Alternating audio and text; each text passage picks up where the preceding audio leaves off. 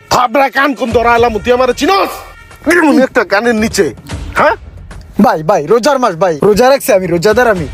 রোজা রাখছ এই তো কিছু কইলাম না এত করলে নলি মলি খুইলা কষা দনে ঝুলাই রাখতাম। ভাই আমার বেশি দোষ না ভাই, পিকআপটা হালকা সমস্যা আছে, জাতা দিছি মতনই পিছনে যে ঘষা লাগছে ভাই। গাড়ির ভিত্তে সমস্যা না, সমস্যা তোর ভিত্তে শয়তান কোনার ঘর জানতে জানতে রাস্তাকে তাড়াতাড়ি ফাউল পোলা পাইন। হ্যালো জান, কি অবস্থা? আরে কি হয়েছে জানো, আজকে পুরা বরাবর 1.5 লক্ষ টাকা বোনাস পাইছি। আমার বেতনও 1.5 লক্ষ টাকা, আর বচে আমারে 1.5 লক্ষ টাকা পুরাই মনে করো বোনাস দিছে। খুবই ভালো লাগতে আছে।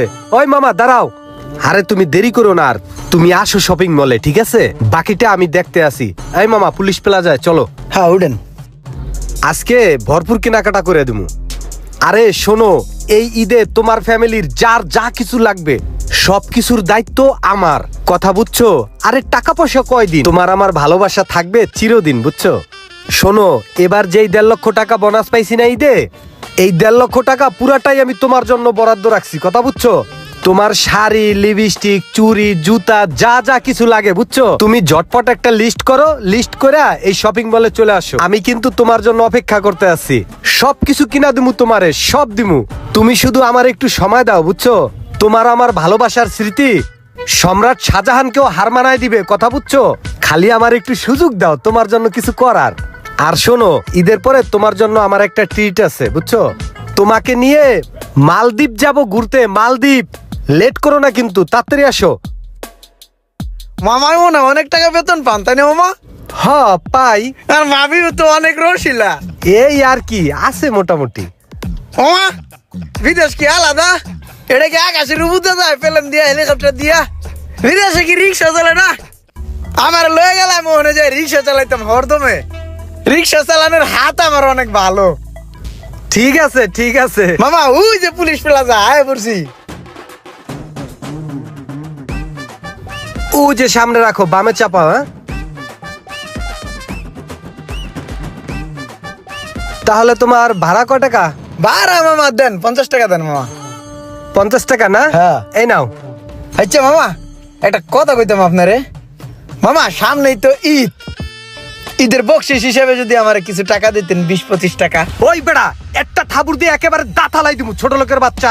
ঈদ আইলে বকশিস বকশিস, তোগো মতন ছোট লোকের জন্য আজকে দেশের এই অবস্থা। দিনে 10টা ঘন্টা চেয়ারে বইয়া বইয়া ডিউটি করে দেখছো, তলা ফাইটতে যায়, কথা বুঝছো? একটা অটো রিক্সা এমন এমন করো, তাও বাতাস খাও, টেড্ডা পাও না। ঈদ আইলেই বকশিস দাও বকশিস দাও। আমাগো মতন ডিউটি করলে বুঝতা যে টাকা কামাই করা কি জিনিস। যাবে না? আরে মানুষের চেহারা দেখে বোঝা যায় না যে মানুষের আচরণ কেমন। লোকটা কত টাকা বেতন পায়, চাইছিলাম কয়টা টাকা বকশিস নিমো, 20-25 টাকা বকশিস চাওয়াতেই আমার লোকে কি ব্যবহারটাই না করলো। হায় রে মানুষ। ওই মামা সামনে চলো।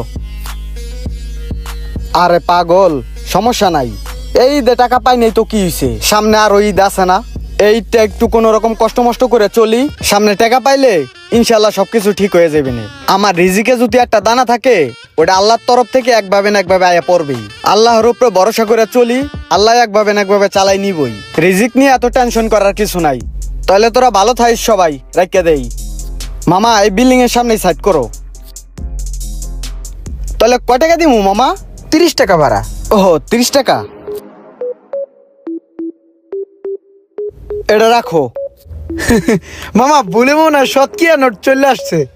না মামা ভুলে না, ওটা আমি তোমারে দিছি। মামা 30 টাকা ভাড়া আর 100 টাকা তোমার বকশিস।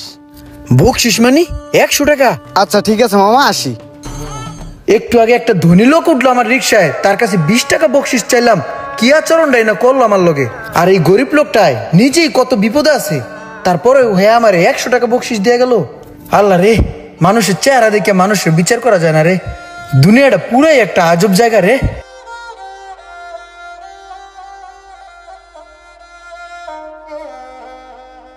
আজকে রিক্সা চালাই আর বকশিস পাই, যে কয় টাকা পাইছি মার্কেট হয়ে যাবো। কিন্তু জুতাটাও তো ছিঁড়া, থাক এটা তালিমালি দিয়ে সেলাই করে লো মনে।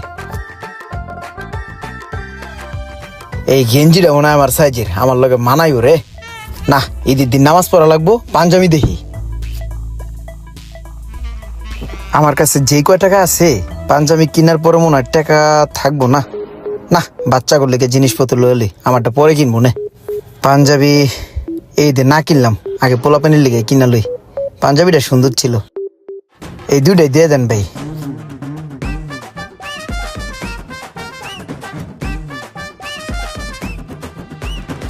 এই যে ভাই 10 টাকা কম দিলাম। হ্যাঁ তাহলে যাই, আসসালামু আলাইকুম। পোলারটা তো নিলাম, এনে বাসায় গেলে তো মায়াই ধরবো না, আমারটা কোথায়? মায়ের লিগে একটা দেহি পছন্দ হয়নি। এই যে ফোরাক গুলো তো ভালোই, এনতেটা লইলি। ভাই 7 বছরের মেয়ে লাগবো না? তাহলে দেন, দিয়ে দেন।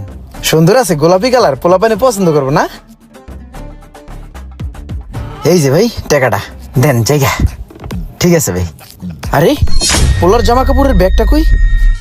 ভাই আপনার এই জায়গায় না একটা ব্যাগ রাখছিলাম একটু আগে, ব্যাগের ভিতরে আমার ছোট পোলার জামা কাপড় কিনছিলাম, গেল কই? ব্যাগ তো এই জায়গায় ছিল। আয় হায়, কি হলো না? আমার টাকা পয়সা নাই, এমনি এই ব্যাগটা গেলে আমি আবার কেমনে কিনবো জামা কাপড়? আল্লাহ, এই ঈদের সময় এই গরিব মানুষের কি লিগে তুমি এইভাবে পরীক্ষা নিতেছো? আমি বাসায় গেলে আমার পোলা পাইলে কি কমু? আমি আজকে আর সময় কয়েছি যে বাসায় আইলে তখন লেগে ঈদের জামা কাপড় কিনে লইবো, এখন আমি কি করবো? এই ঈদের সময় যারা ঈদের মার্কেট করতে যাবেন তারা অবশ্যই একটু সাবধানে থাকবে। আমার মতন ধরা খেয়ে কেউ নিঃস্ব হন না। আর ভিডিওটা ভালো লাগলে অবশ্যই লাইক কমেন্ট শেয়ার করে দিবেন প্লিজ।